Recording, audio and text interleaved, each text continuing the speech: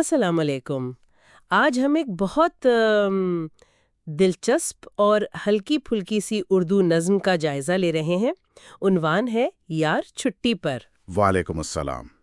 جی، یہ نظم چھٹی کے تصور پر اور اس سے جڑے ہمارے کچھ عام سے رویوں پر بڑا مزے کا تبصرہ کرتی ہے۔ ہاں، اور آج کا ہمارا سارا مواد بس یہی مختصر سی نظم ہے، تو کوشش یہ ہوگی کہ اس گفتگو میں ہم اس کے اندر جو طنز و مزاح چھپا ہے نا، بالکل اور جو شاعر کے مشاہدات ہیں ان کی تہہ تک پہنچے۔ صحیح۔ شروعات ہی دیکھیں کتنی غور طلب ہے۔ ہمیشہ ہی سے رہتے ہیں یہ دونوں شاد چھٹی پر، کبھی شاگرد چھٹی پر، کبھی استاد چھٹی پر۔ جی ہاں، اور یہ پہلا مصرع ہی یوں سمجھیں کہ پوری نظم کا موڈ سیٹ کر دیتا ہے۔ اچھا؟ ہاں، یہ صرف طالب علم اور استاد کی بات نہیں لگتی، بلکہ ایسا لگتا ہے جیسے شاعر وہ ہمارے معاشرے میں چھٹی کو لے کر جو ایک عمومی مزاج ہے نا، اس کی طرف اشارہ کر رہا ہے۔ وہ خوشی جس کی سب کو خیر تلاش رہتی ہے۔ بالکل، اور اسی تلاش کی بات پھر آگے بڑھتی ہے جب وہ اچانک چھٹی کا ذکر آتا ہے۔ ہاں، وہ دوسرا بند۔ جی، شاعر کہتا ہے، اچانک اطلاع پائیں جو اگلے روز چھٹی کی، بڑی بے ساختہ دیتے ہیں دونوں داد چھٹی پر۔ جی، یہ رد عمل تو واقعی بڑا سچا لگتا ہے نا؟ غیر متوقع چھٹی کی خبر پر استاد اور شاگرد دونوں کا یوں خوش ہونا۔ اور اس میں جو غور طلب بات ہے وہ یہ کہ یہ خوشی کسی خاص کامیابی یا وجہ سے نہیں، صحیح، بلکہ صرف چھٹی مل جانے پر ہے۔ شاعر نے اس بے ساختگی کو بہت خوبصورتی سے پکڑا ہے۔ واقعی یہ شاید ہمارے کام یا وہ ذمہ داریوں سے ایک لمحاتی فرار کی خواہش کی طرف بھی ایک ہلکا سا اشارہ ہے۔ اچھا، تو یہ تو ہوئی غیر متوقع چھٹی کی بات، لیکن شاعر یہی نہیں رکتا۔ نہیں، وہ اسے ایک قدم آگے لے جا کر ایک طرح کی سماجی تنقید میں بدل دیتا ہے۔ بالکل، جب وہ کہتا ہے ہاں، کوئی پوچھے کہ کیسے امن قائم ہو اداروں میں تو اس کی تان توڑیں گے یہ آدم زاد چھٹی پر۔ جی، کیا مسائل کا بہترین حل بس یہ ہے کہ ادارہ ہی بند کر دو؟ یہ طنز بہت گہرا ہے۔ دراصل یہ صرف ایک مزاحیہ تجویز نہیں ہے، بلکہ شاید یہ ہمارے مسائل سے نمٹنے کے جو سطحی طریقے ہیں نا، ان پر ایک لطیف تنقید ہے۔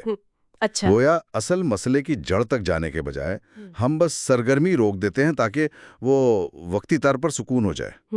یہ تو نظام پر ایک سوالیہ نشان ہے۔ بالکل۔ اور پھر قومی دنوں کے حوالے سے وہ مشاہدہ بھی بہت دلچسپ ہے۔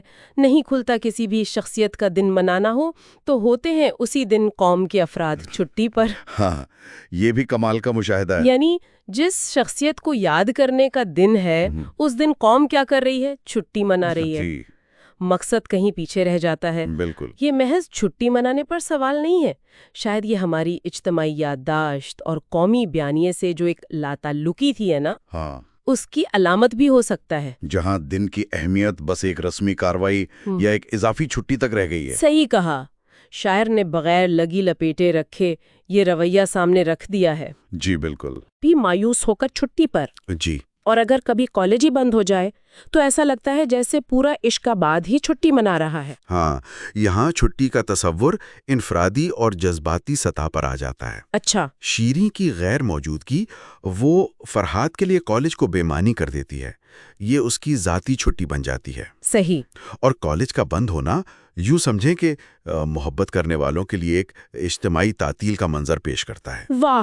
یہ چھٹی کے خیال کو ذاتی احساسات اور رشتوں سے جوڑتا ہے۔ تو مجموعی طور پر اگر دیکھیں تو یہ نظم بڑی خوبصورتی سے اور مزاحی انداز میں چھٹی کے تصور کو تعلیم، سماجی رویوں، قومی دن منانے کے طریقوں جی، اور یہاں تک کہ ذاتی اور رومانوی جذبات سے بھی جوڑ دیتی ہے۔ یہاں دلچسپ بات یہ ہے کہ دیکھیں، یہ نظم محض ہنسنے ہسانے سے بہت آگے جاتی ہے۔ ہاں، یہ تو ہے۔ یہ چھٹیوں کے بارے میں ہمارے اجتماعی رویوں، کام سے گریز کے رجحان اور معاشرتی معاملات پر ایک بہت ہی ذہین اور لطیف تبصرہ ہے۔ شاعر نے ہلکے پھلکے انداز میں کافی گہری باتیں سوچنے پر مجبور کیا ہے۔ بالکل۔ تو یہ ایک اہم سوال بھی اٹھاتا ہے کہ کیا یہ جو چھٹیوں کے بارے میں ہمارا ہلکا پھلکا، کبھی کبھی تھوڑا غیر سنجیدہ سا رویہ ہے، جیسا اس نظم میں نظر آتا ہے، جی، کیا یہ ہمارے معاشرے میں کام اور فرصت کے بارے میں کسی بڑے ثقافتی نقطہ نظر کی عکاسی کرتا ہے؟ یہ ایک اچھا سوال ہے۔ یا یہ صرف شاعرانہ مزاح ہے جس سے ہمیں بس لطف اندوز ہونا چاہیے؟ یہ سوچنے کی بات ہے، شاید دونوں کا کچھ امتزاج ہو۔ شاید۔ یہ سوال ہم اپنے سامعین کے لیے چھوڑتے ہیں۔